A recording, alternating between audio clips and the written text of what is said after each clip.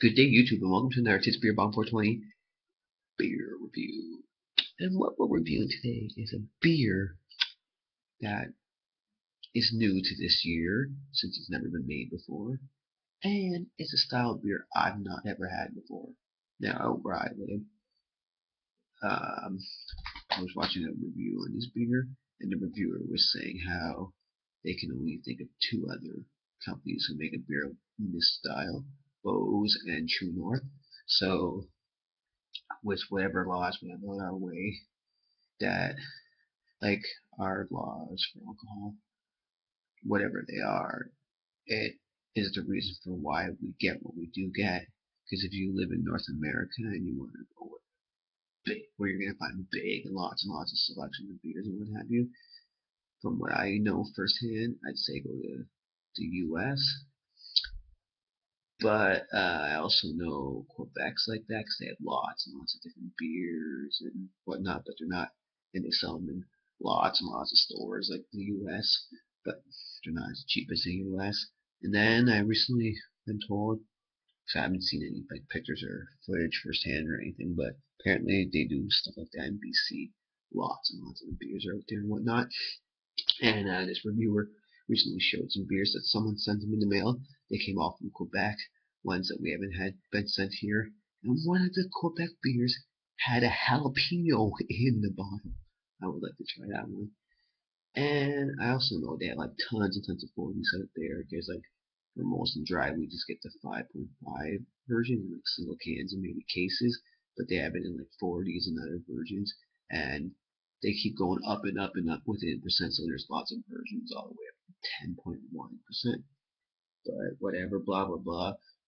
We only get whatever we're allowed due to whatever the laws are here.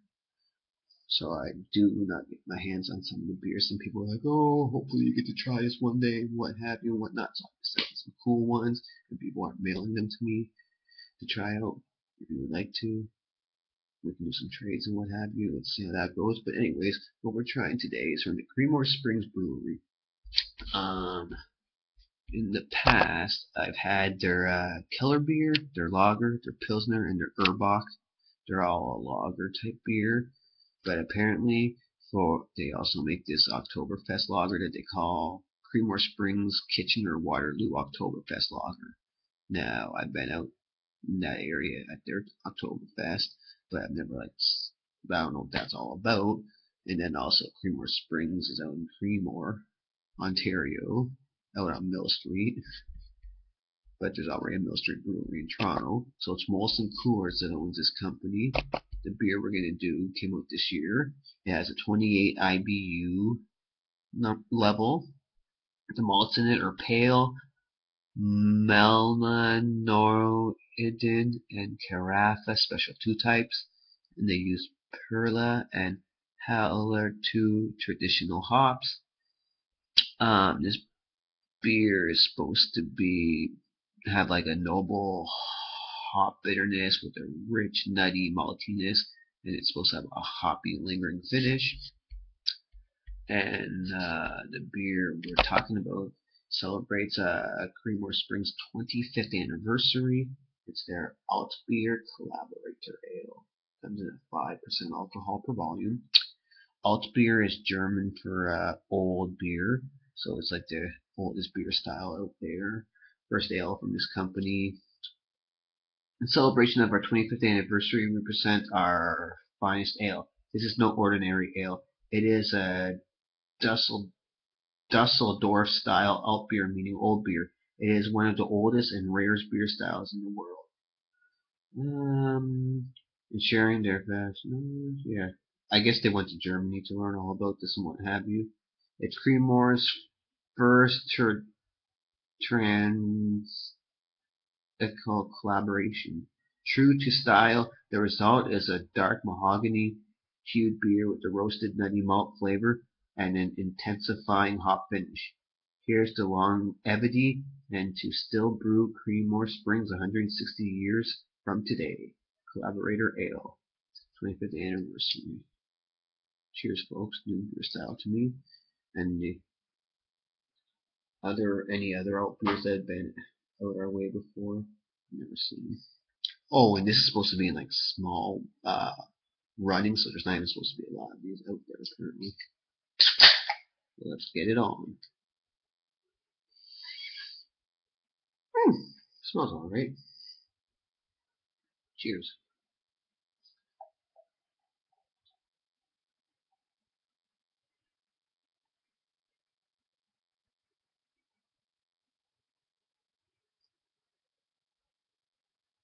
Well, I smell from here a bit, but nothing like outstanding at the moment. So, Creemore Springs Altbier. I don't know if I did a good pour on it or not, but we've got lots of head. A little more than 3 finger, I guess. Carbonations, the little bubbles going up.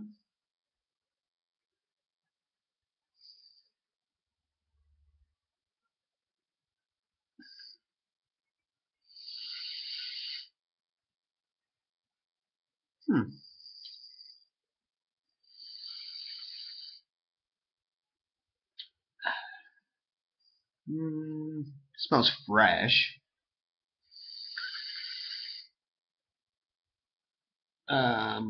Maybe a little spicy smell. Maybe when I'm smelling the hops, maybe I smell a little bit like a caramel maltiness or something. I'm gonna dive in now with the time.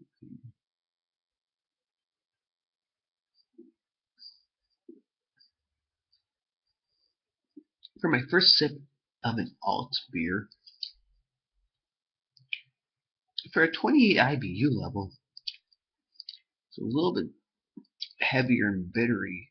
It's a little more bitter and heavier, the hops, than I would expect.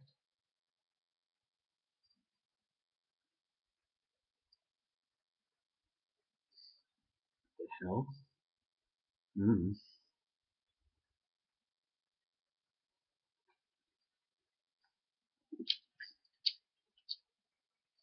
It seems like it would be pretty easy drinking. Got a little bit of a caramelly maltiness on the backing end. It's a little sourish for whatever reason. It's a little bit bitter with the hops in a little bit of an aggressive way, but nothing too strong or super weak.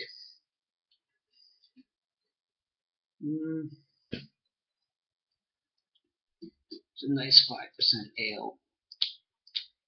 I don't know why it tastes a little sour in my mouth right now, but it does a little. That smooth, creamy maltiness that seemed a little like nutty or caramel like to me is gone now. I wish that were longer. Pretty much right now a little bit of it. I'm saying to me it seems a little bit of like a nutty taste, a little, but not hardcore. And it just feels like it sits a little more than light bodied, but I don't know if I can completely say medium bodied. Not a bad attempt for their first ale. Everything else they've done has been a type of lager. 5%. It's not outstanding, but it's nice and fine for a try. We'll go 5.8 out of 10.